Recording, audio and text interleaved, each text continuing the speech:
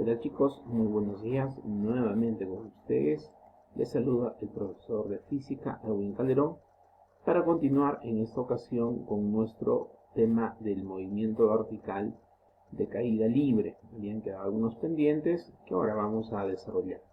Muy bien, lo primero que yo debo hacer, por lo tanto, para recordarles, es repasarte lo que se refiere a los dos tipos de fórmulas que encontramos en caída libre. Hemos dicho que hay fórmulas escalares y hay fórmulas vectoriales. Las escalares se recomendaban que se usen cuando resolvías tramos únicamente de subidas o tramos únicamente de bajadas. Recuerda que dentro del movimiento vertical de caída libre encontramos con la presencia de una aceleración constante conocida como la aceleración de la gravedad. Esta aceleración hace posible que la velocidad se altere de un valor inicial, pase a un valor final. Definitivamente que esto te va a tardar un tiempo y durante dicho tiempo recorres una cierta altura. Estos elementos se combinaban en las fórmulas que nosotros ya antes habíamos conocido como las fórmulas del MRV. La primera fórmula nos diría así: velocidad final es igual a velocidad inicial más menos gravedad por tiempo. En segundo lugar, la altura, que es igual a velocidad inicial por tiempo más menos gravedad por tiempo al cuadrado sobre 2. En tercer lugar, la velocidad final al cuadrado, que es igual a la inicial al cuadrado más menos doble gravedad por la altura. En cuarto lugar, la altura es equivalente a la suma de las velocidades sobre 2 por tiempo. Y en quinto lugar, la altura, que es igual a la velocidad final por tiempo menos más gravedad por tiempo al cuadrado sobre 2. Recuerda que estas fórmulas llamadas escalares tienen regla para escoger el signo. En las tres primeras, si es de bajada, debes usar más, y si es de subida, debes usar menos. En la fórmula 4 siempre se usa signo más, y en la fórmula 5 los signos se deberán usar al revés de lo normal. Si es de bajada, usas menos, y si es de subida, usas más. Pero este grupo de fórmulas no son las únicas que vamos a tener que utilizar dentro de la caída libre. También te comenté de las fórmulas vectoriales. Recuerda que las fórmulas vectoriales conviene usarlas cuando en un movimiento de caída libre me combinan subidas y bajadas. Imagínate que tú lanzas un proyectil hacia arriba, llega al punto más alto y a partir de ahí comienza a descender hasta que llega a la posición C, en la cual presenta una cierta velocidad final. Obviamente la aceleración gravedad ha tenido mucho que ver dentro de este movimiento. Hay una altura que el móvil se ha desplazado entre los puntos A y C y un intervalo de tiempo que debo considerar durante todo este movimiento. Todos estos elementos que tú ves aquí combinándose en este movimiento también los vamos a vincular en las fórmulas llamadas vectoriales. Recuerda, el grupo de fórmulas vectoriales es prácticamente el mismo de las escalares. Profesor, y si prácticamente son lo mismo, ¿cuál es la diferencia? Si tú observas, este grupo de fórmulas llamadas vectoriales no presenta doble signo. ¿Por qué, profesor? Porque cuando tú uses este grupo de fórmulas llamadas vectoriales, cada elemento que vayas a reemplazar y que éste represente una cantidad vectorial debe ser reemplazado por un signo. Si el vector estuviera dirigido hacia arriba, lo reemplazas con signo positivo. Y si el vector está dirigido para abajo, lo reemplazas con signo negativo. Recuerda que de los 5 elementos que encontramos en el movimiento vertical de caída libre, 4 son vectores: la velocidad inicial, la aceleración gravedad, el desplazamiento altura y la velocidad final. Y el único que no es vector es el intervalo de tiempo. Entonces, cada vector que yo reemplazo en mi fórmula con el signo de acuerdo a donde yo vea que está dirigido. Muy bien, vamos nuevamente a la parte práctica para hacer aplicaciones de lo recordado. Ejemplo número 1 del día de hoy dice: desde la azotea de un edificio, un objeto es lanzado vertical hacia arriba con una rapidez de 20 metros por segundo. Determina la altura del edificio si la esfera impacta en la base del edificio luego de 6 segundos de haber sido lanzada. Considera que la gravedad es 10 metros por segundo cuadrado y fíjate que las alternativas me dan la altura del edificio que me piden en metros. Muy bien, ¿qué te parece si hacemos un esquema para entender bien lo que va a suceder? Tengo el edificio, cuya altura es la incógnita, y me dice que desde la azotea tomo un objeto, una esfera, y la disparo hacia arriba a 20 metros por segundo. Esta esfera va a subir aprovechando la velocidad que ha recibido. Esta velocidad se va a reducir hasta que llega al punto más alto y a partir de ahí comienza a bajar hasta que impacte en el piso, es decir, en el punto C, esto debido a la aceleración de la gravedad y al cabo de 6 segundos. Con toda esa información me pide calcular la altura que presenta el edificio. Vale decir que la altura que tiene el edificio equivale a la altura que la esfera se desplazó. Recuerda que esta altura, por ser un desplazamiento, siempre va de la posición inicial A hacia la posición final C. Esa sería la altura que la esfera se ha desplazado. Y te das cuenta que el movimiento que estamos estudiando nos muestra una combinación de subida y bajada. Pues por lo tanto, seguramente tú me vas a recomendar una ecuación vectorial. Y tendría que ser una ecuación vectorial sin la velocidad final. Podría ser esta, ¿no? El vector altura, el desplazamiento vertical, es igual al vector velocidad inicial por tiempo más el vector aceleración gravedad por tiempo al cuadrado sobre 2. Ponle los datos, recuerda el signo es importante. Como la altura está orientada para abajo, le debes colocar negativa. A la velocidad inicial, si lo observaste, es 20 metros por segundo hacia arriba, colócale signo positivo.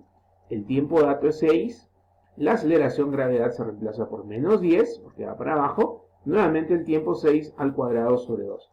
Vamos a resolver algunas operaciones aquí, que daría que menos h es igual a 120 menos 180. Si tú resuelves esta resta de la zona derecha, resultaría que menos h es igual a menos 60. Eliminas los signos negativos y la altura de nuestro edificio saldría respuesta 60 metros, la alternativa E, para este primer ejercicio del día de hoy. Siguiente ejercicio nos dice, se muestra una esfera y un tubo de 4 metros de longitud. Halla la rapidez del tubo. Si la esfera sale por la parte superior de dicho tubo, luego de 6 segundos, a partir de la posición mostrada. Considerar que la gravedad, esta aceleración que usamos, es de 10 metros por segundo al cuadrado.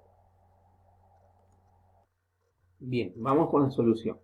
Recuerda lo que dice el enunciado, que el tubo está descendiendo con una cierta velocidad que tiene 4 metros de longitud y que la esferita, que se ubica inicialmente 26 metros por debajo del tubo y que está con una velocidad de 30, esta esferita en 6 segundos logra pasar por el tubo.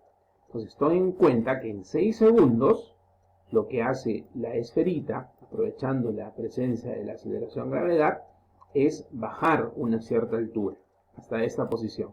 Ahí está la alturita que en 6 segundos la esferita ha descendido. ¿Qué te parece si calculamos esa altura de la esfera? Definitivamente hay que usar una fórmula escalar porque solamente es una bajada lo que voy a analizar. Y esta sería tu fórmula apropiada. La altura es igual a la velocidad inicial por tiempo más menos gravedad por tiempo al cuadrado sobre 2. Recuerda que estás trabajando con la esfera. Y la altura de la esfera entonces resultaría, al reemplazar los datos, 30 por 6 más 10 por 6 al cuadrado sobre 2. Esto está fácil de resolver para ti. Y te saldría 360 metros. Y mientras la esfera descendía los 360 metros en los 6 segundos, el tubo también ha descendido, pero el tubo ha descendido más.